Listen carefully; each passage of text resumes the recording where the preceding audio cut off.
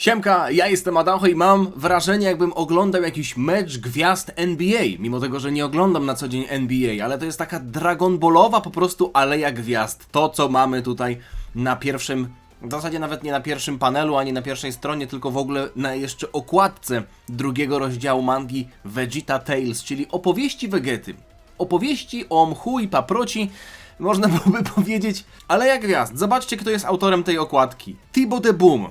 Część z was pewnie drapie się po głowie, ale fani Dragon Ball Rough, Brogetto White'a, którego mam nadzieję mimo wszystko, że dzisiaj nie zobaczymy, z całą sympatią dla sympatycznego Tybalta Eksplozji. Sayazur jest odpowiedzialny za historię i za rysunki tej mangi, czyli autor Bardock Tale Sky, historii, która była świetnie napisana, bo widać było, że Sayazur, swoją drogą, którego pozdrawiam, bo prosił mnie też, co widzieliście ostatnio, osobiście, żebym nagrał reakcję na tę mangę, także czytam ją z wielką przyjemnością. Ta historia o Bardocku była naprawdę mocno przemyślana, ale nie chcę tutaj robić przedłużanego wstępu, bo pewnie widzieliście poprzedni odcinek, jeśli nie, to nadróbcie go sobie, bo historia jest ciekawa, zapowiada się na pewno ciekawie. Rozdział drugi prawdopodobnie będzie opowiadał o tym, co się dzieje z Vegetą po tym, jak on już jest w kosmosie, co się dzieje podczas tych 3 lat oczekiwania na androidy, bo w tej luce czasowej ta historia jest osadzona. Mniej mojego gadania, więcej historii. W zasadzie nawet jeszcze nie polecieliśmy, tylko jesteśmy kilka dni wcześniej. Jeśli zwróciliście uwagę na to, gdzie skończyliśmy historię, to była ta akcja w nocy, gdzie Bulma i Vegeta spotkali się na korytarzu w korporacji Kapsuła i Vegeta mówi: "Ach ty kobieto!" A Bulma mówi: "Dobra gościu, nie jesteś nawet Super Saiyaninem, nie boję się ciebie." Kilka dni później Okej, dobra, to myślałem, że Goku leży pod spodem i coś majsterkuje, ale to byłoby bez sensu. Yo, Bulma! Goku i Gohan pojawiają się.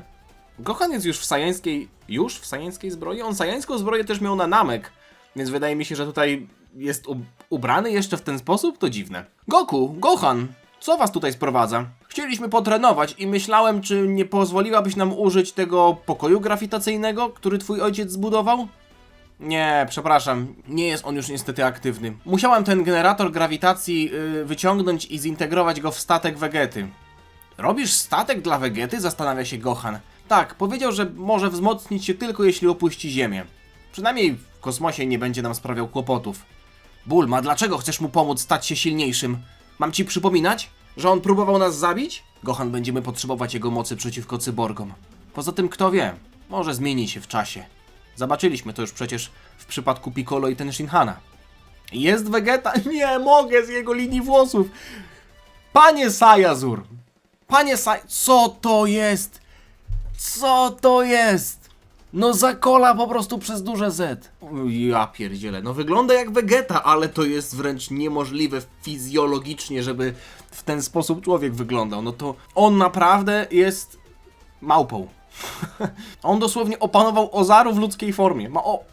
Ma dosłownie Przecież normalny miałby człowiek tutaj włosy. No nieważne.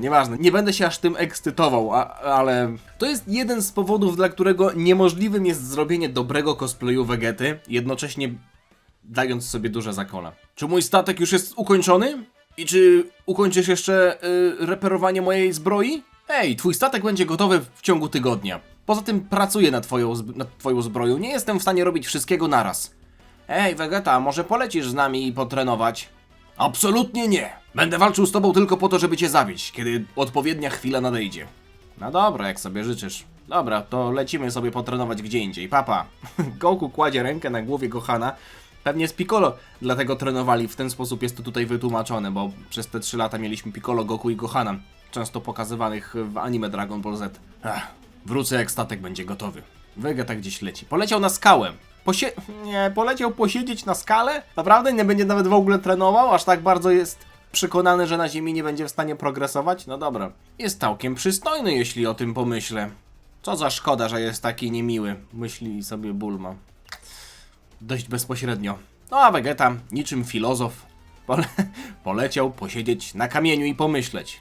A widzicie, on robi tutaj trening mentalny, wyobraża sobie jakiegoś predatora kosmicznego, który rzuca się w jego kierunku, ale Vegeta bez problemu sobie z nim radzi? Chwila, czy to są wspomnienia? Cóż, Vegeta, mówi Nappa, którego widzimy razem z Bardockiem? I tutaj jest jeszcze Saiyanin, który przypomina trochę tego, którego widzieliśmy w Dragon Ball Super Broly, chociaż on miał trochę inny kształt głowy. Generalnie jacyś Saiyanie jeszcze sobie tutaj siedzą na kamieniu, a widzimy, że Vegeta jest dość mały. Widać, że to Vegeta, bo ma tę pelerynę na zbroi. Vegeta, wydajesz się być w złym nastroju. Jesteś zdenerwowany tym, że dostałeś reprymendę od Frizy przed tym, jak wylecieliśmy na naszą misję? Ciekawe, jaki Vegeta miałby mieć głos, chociaż słyszeliśmy to. Nie wiem, jaki Vegeta mały ma głos w angielskim dubbingu. Christopher Sabat fajnie mu podkłada głos, jak jest już duży, ale mały Vegeta? Taki bliźniaki Kramp trochę może jest. Kiedy dzień nadejdzie? Może coś takiego. Kiedy dzień... Zmiażdżę Frizę i jego rodzinę, a ten wszechświat uklęknie przed Imperatorem Vegetą i jego sajańską armią. No dobra. Zjadł dzisiaj 2 Marsjanki zamiast jednego i się poczuł za bardzo. Za dużo cukru. O! Mamy towarzystwo, mówi Bardock, który nagle coś wyczuwa na skauterze i widzimy Vegetę, który w tej wizji strzela. W ogóle takie ułożenie jak Big Bang Attack. Ale tutaj widzimy zwykłego Vegetę, który też strzela jakimś pociskiem. Nie, on nie strzela pociskiem, on blokuje ten pocisk. O co tu chodzi? Co tu jest grane? Towser i jego ekipa, czyli skład Coolera, pojawiają się na ziemi? Jakim cudem oni się pojawili nagle na ziemi? Co to? O, chwila, czy tutaj mieliśmy normalnie na początku w tym pierwszym rozdziale powiedziane, że historia z Coolerem się wydarzyła? Nie pamiętam, no ale wygląda na to, że tak. Albo inaczej, że się historia nie wydarzyła, tak jak w filmie, ale że te postacie istnieją. Cóż, mówi Towser. Kto by pomyślał, że książę Vegeta zaszyje się na takiej malutkiej, zagubionej planetce jak ta. Trudno mi uwierzyć w to, że jesteś tym, który pokonał... You could be the one who brought down the Lord... Nie no, on nie pokonał Colda i Frizy. Nie, no to nie pokonał Colda i Frizy. Te zbroje, czy wy jesteście? Tak, to prawda. Brat pana Frizy wysłał nas po to, żebyśmy zbadali sprawę morderstwa jego rodziny. Czarna skrzynka nas... Oni mają czarną skrzynkę na statku? Czarna skrzynka na statku pana Frizy wspominała o Super Saiyanie, a nigdy nie widzieliśmy Saiyanina bardziej potężnego niż ty. Ale twoja moc nie jest aż tak potężna. O nie, no przecież oni teraz mu wjeżdżają na psychikę. Ha! Wasze skautery naprawdę wstrzymują wasz instynkt przetrwania. Cooler powinien był przyjść tutaj osobiście. Mówi Vegeta, który wzmacnia się i powinna być taka scena, jak on, w którym to było? Chyba na końcu sagi Zamasu w anime, jak oni już byli, jak Zamasu był niebem i oni próbowali się wzmocnić i tam był taki brzydko narysowany Vegeta, który się próbował wzmocnić i nagle kamyczki opadły i było takie muzyka. Ale tutaj Vegeta mimo wszystko jest ładniej narysowany, o co nie jest trudno, bo tam wyglądał katastrofalnie. Goku, Krillin i Gohan czują chyba coś. Ta energia, czy to Vegeta? Niemożliwe! Doszedł do poziomu Piccolo w tak krótkim czasie? Vegeta wygląda na to, że będzie w stanie poradzić sobie z sytuacją, przynajmniej w tym momencie. Dobrze, że Goku ma Super Saiyanina. W przeciwnym razie nie bylibyśmy w stanie go powstrzymać. 2 400 000, 2 500 000 i nadal rośnie! O! Taki duży poziom mocy jest w stanie wykryć Scouter, on był chyba Nice na imię. Nice, w zależności od wersji językowej. Czy Vegeta jest super... Nie, no nie jest Super Saiyaninem, po prostu się wzmocnił. Nie, kurwa, ja nie wierzę w to, jak... Nie, no nie... Jak to jest możliwe, że jemu włosy zaczynają się tutaj? To jest niemożliwe! Nikomu nie zaczynają się włosy tutaj, aż mu się po prostu... Nie, dobra, to jest przerażające. Aż mu się oczy przesunęły do góry i jemu za kola po prostu wchodzą na resztę głowy. Zabawnie wygląda. 2 600 000 jednostek. Robi to wrażenie, ale to niewystarczające, żeby pokonać Frizę po jego transformacji. Już nie mówiąc nawet o Królu Coldzie. Nadal jest znacznie silniejszy niż my. Nie byli interweniować. Vegeta doskakuje do... On się nazywał Doure? Coś takiego. A też muszę sprawdzić. Dore. Dore mi fasola. Nice próbuje Vegetę powstrzymać, ale Dore jest już przedziurawiony. I wygląda na to, że Vegeta chyba ten atak Nice'a blokuje ciałem kolegi Nice'a, które jest już spopielone. Dore! To niemożliwe! Musimy się szybko wycofać i poinformować Lorda Coolera! Okej. Mam nadzieję, jeśli miałbym kibicować Towserowi, że jego scouter był włączony i ta informacja doszła do uszu Lorda Coolera. Bo nie zakładałbym scenariusza, w którym Towser jest w stanie gadać jeszcze po odciętej głowie, tak jak miał chociażby Guldom, który jeszcze gadał, jak mu Vegeta na namek głowy odciął. Więc chyba ta informacja nie dojdzie do Lorda Coolera, chyba że właśnie scouter był włączony. Nice, ucieka, ale wygląda na to, że na niego też przyjdzie czas. O! I to Piccolo, ja nawet nie przeczytałem jeszcze co on tutaj gada, ale widzę, że Makanko Sapo go przedziurawia. Priorytetowy raport z misji, to nice, do Emperora Coolera, do Imperatora. Spotkaliśmy księcia Vegetę na ziemi. Spróbowaliśmy się mu przeciwstawić, ale wygląda na to, że wzmocnił się. Jego moc to ponad 2 miliony. Pokonał moich kamratów. Nie wiem, jak bardzo jest się w stanie jeszcze wzmocnić, ale jeśli jest możliwość, panie prezesie, proszę przyjść! Przekazał jednak komunikat, nie Towser, ale nice. Nameczanin? Wiesz, że to nie jest miłe, żeby kraść zdobycze innych ludzi? Kto to był? Żołnierze Frizy? Ha, myślałeś, że Ziemia nie poniesie konsekwencji w związku z tym, że pobiliście Frizę i jego ojca? To był specjalny szwadron. Brata Frizy, Coolera, Kula, Hyrizano Brada. Ach, to była celebracja w Dokanie. Nawet wypuszczali rapy. Teraz już nie ma takich celebracji. Przylecieli tutaj, żeby pomścić honor swojej rodziny. Brat Frizy? I rozumiem, że on też jest silny, tak? Widziałem go tylko jak był dzieckiem. O, nawet podobnie wygląda. Cooler w pierwszej formie. Tyle, że on przecież potem stracił te uszy, te rogi w zasadzie, nie? Cooler nie miał rogów. Chociaż my tak naprawdę widzieliśmy Coolera już w jego, powiedzmy, tej ostatecznej formie, a nie w tej pierwszej. Jeśli bierzemy pod uwagę nazewnictwo też form Frizy. Widziałem go tylko jak byłem dzieckiem i on w zasadzie był dzieckiem. Rządzi inną częścią tego wszechświata. Dokładnie to, czego potrzebowałem, żeby przeciwstawić się Kakarotto. Co masz zamiar zrobić? Aż go wykręciło, wygląda jak Bubbles z chłopaków z baraków, tylko założyć mu jeszcze okulary. Proszę Vegeta, pomóż mi! Możemy połączyć siły, żeby przeciwstawić się Coolerowi. Ten baran mówi to ze skauterem włączonym. Przyzwyczaiłem się już do tego typu ofert, mówi Vegeta, który też swoje już usłyszał na Namek. Jesteś żałosnym robalem. Skauter upada na ziemię, Nice dokonuje żywota, cały szwadron Coolera jest pokonany, a Vegeta zakłada Skauter na ucho w zasadzie i na oko też, co przypomina trochę stary jego wygląd. Czas, by wysłać waszemu szefowi jakąś wiadomość. Planeta Konac! O, przecież Konatsanie to jest rasa tapiona. No to mamy też tutaj ciekawą sytuację. Mamy Coolera tutaj, tak? Który jest po zupełnie innej stronie kosmosu. Co to jest? Wygląda trochę jak ja.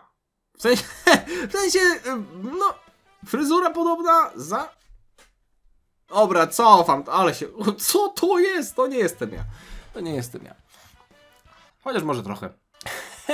Lordzie Coolerze, dostaliśmy informację od twojego specjalnego szwadronu. Tak samo jak deklarację wojny od Sajanina o imieniu Vegeta. Książę Vegeta jest na ziemi? Tak, panie, i wygląda na to, że udało mu się zniszczyć szwadron Towsera z wielką łatwością.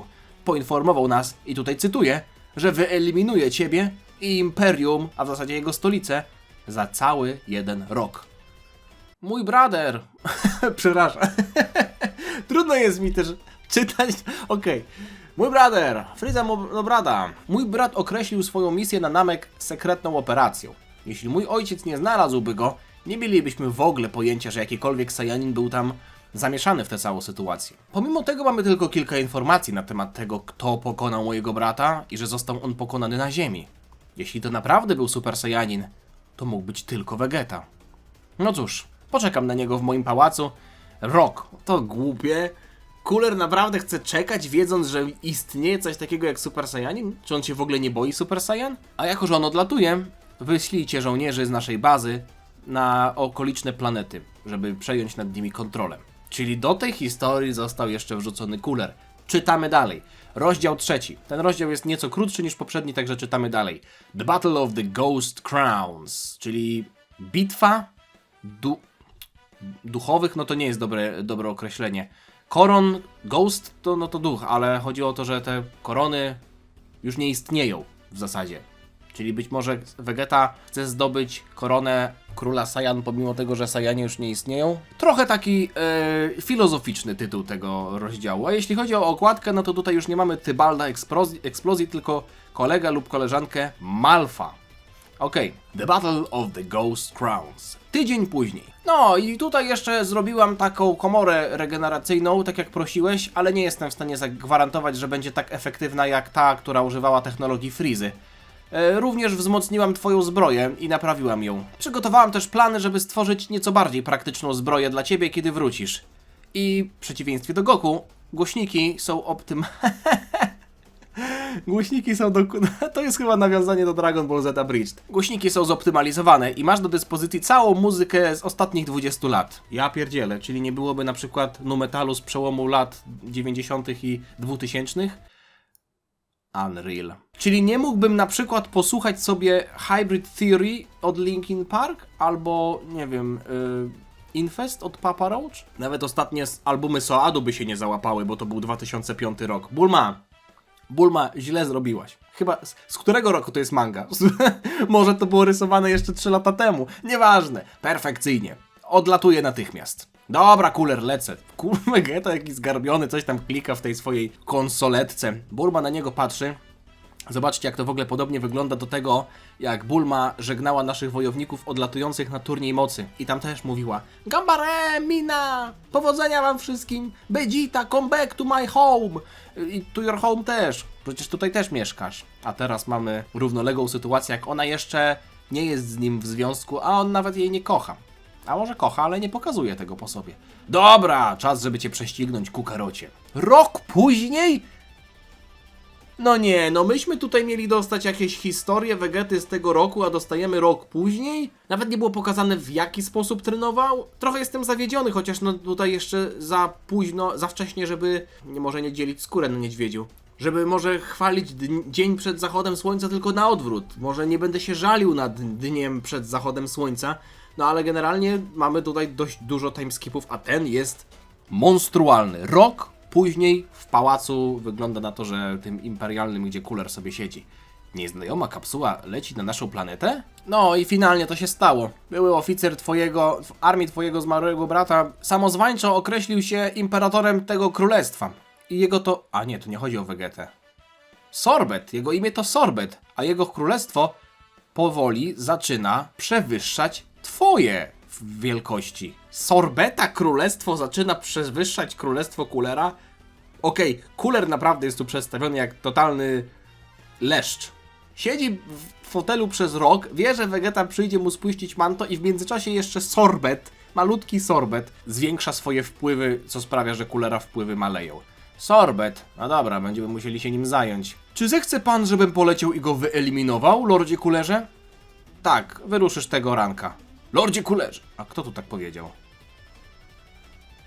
Przecież to nie jest ten gość. Czekajcie. Wow. Chwila, moment. Tu jest jakaś postać. To nie jest ten gość, bo ten ma kask. To nie jest ten gość, bo ten nie ma ust. To wygląda jak jakaś sajańska postać. Zobaczcie. O ja pierdzielę. Szczęka Sophie Ellis Bextor tutaj jest, ale może to jakiś Turles? Może to jakiś inny Sajanin? Kto to wie? Kto to wie? Lordzie Coolerze, książę Vegeta właśnie wkroczył w naszą atmosferę. To może z tym się będzie... O, Yardratanin. Może z tym się będzie gościem bił Vegeta. Z tym tajemniczym Sajaninem, albo w ogóle postacią, która zaoferowała pomoc Coolerowi. Książę Vegeta wylądował w sektorze C. Wszystkie pobliskie jednostki na spotkanie. Vegeta tutaj wygląda tak samo jak Goku, kiedy ten lądował na Namek. Panie Vegeta, pan Cooler i jego kanclerz oczekują pana w sali tronowej. To oni go oczekują jak jakiegoś honorowego gościa, podczas kiedy on zadeklarował im wojnę? Cześć, książę Vegeta. Co? Ja wiem, kto to będzie. To będzie brat Vegety. Czy nie? Bo on też byłby księciem w sumie, nie? Albo Raditz. Nie, to nie może być Raditz. To nie może być Raditz. No, w Broly to nie może być. Paragus też nie. Turles? Turles wydaje mi się, że był w ostatniej historii i on został pokonany przez Colda, więc to nie może być Turles. Chociaż nie, Turles uciekł. To może być Turles. Kto to jest? Kto to jest? Kto to jest? No to jest Turles. Przecież myśmy go widzieli jak w Bardock Tales i dlatego Bardock Tales Sky jest kanoniczne dla tej mangi, bo Turles miał zostać zabity przez rodzinę Frizy zanim planeta Vegeta została zniszczona, albo gdzieś tam w tych okolicach, ale uciekł i był takim pojedynczym ziomkiem, który gdzieś tam się odbijał z planety na planetę i zbierał swoją drużynę. Więc wygląda na to, że połączył siły z Coolerem. Więc chcesz mnie wyeliminować, tak? Ta twarz. Wygląda na to, że zaniepokoiła cię twarz mojego kanclerza. Pozwól, że przedstawię ci Tarlesa. Jest Sajaninem, tak jak ty. Ale on wygląda jak Goku, więc to będzie idealny trening dla Vegety. Vegeta nie jest już zaskoczony, jest już zadowolony, że przynajmniej będzie miał worek treningowy, który jest spersonalizowany specjalnie pod niego. Co jest? Turles dostał od razu lepę w twarz.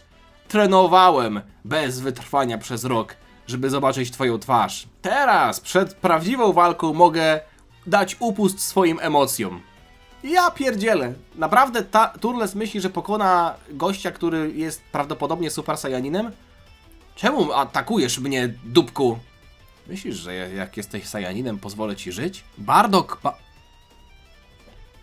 Bardock? Draniu? Co? A, rozumiem, okej. Że albo jest to żart wszechświata, że spotkał gościa, który wygląda jak Goku, a może jest to niekoniecznie o Bastard, tylko chodzi o Benkarta, czyli syn Bardocka z nieprawego łoża. Dlatego też jest podobieństwo. Czyli albo jesteś Benkartem Bardocka, albo wszechświat robi mi żart, tak czy siak, skopię ci dupę. Okej, teraz rozumiem. Ale Cooler doskakuje do Vegety i ciska go na ziemię. Co ty, kurwa, zapomniałeś, gdzie jesteś, panie Vegeta? O ja pierdzielę, patrzcie! Pan Cooler się pojawił! Czy to jest baba z Ricka i Mortiego? A tu jest jakiś gość Meduza? A tu jest Jackie Chan z bułką na głowie? Co tu są za postacie? Gdzie wy żyjecie? Wy tak na co dzień? Żeby wyładowywać swoją frustrację na Tarlesie tylko dlatego, że czujesz się słabszy od tego Son Goku, to bardzo dziecinne, królu, a w zasadzie księciu Vegeta. Jak znasz Kakarota? Wysłaliśmy drużynę, żeby podbić ziemię podczas twojej wycieczki. I spotkali się z tym pewnym Goku, który zmienił się w Saiyanina.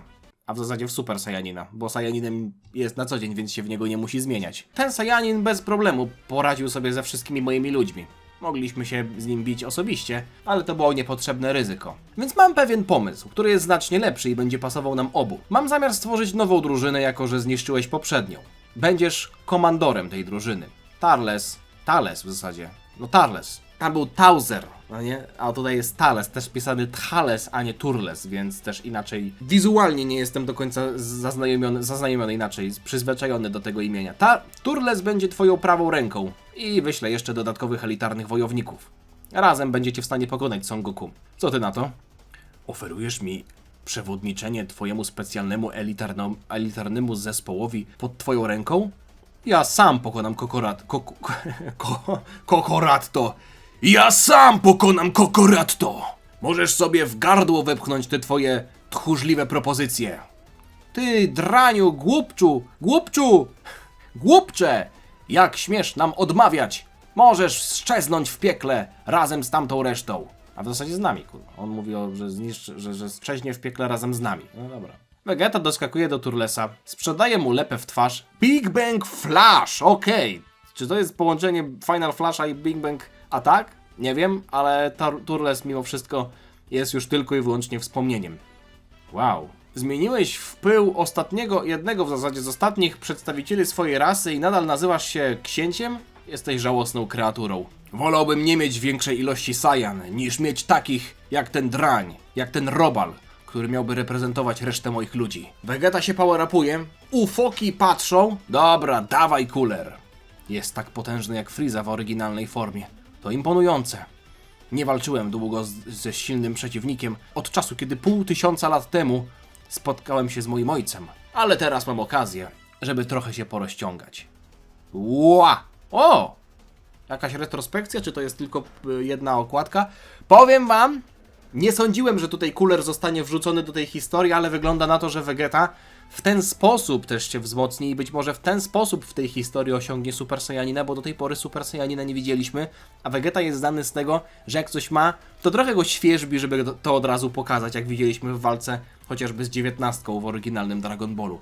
Mimo wszystko, te dwa rozdziały są już za nami, jeśli chodzi o kolejny, to ten jest trochę dłuższy, w zależności od tego, jak nam pójdzie czas, to albo przeczytamy znowu jeden, albo przeczytamy dwa.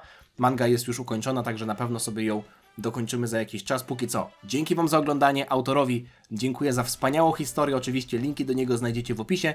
Miłego dnia wam życzę, zostawcie lajka, zostawcie suba i to tyle. Dziana!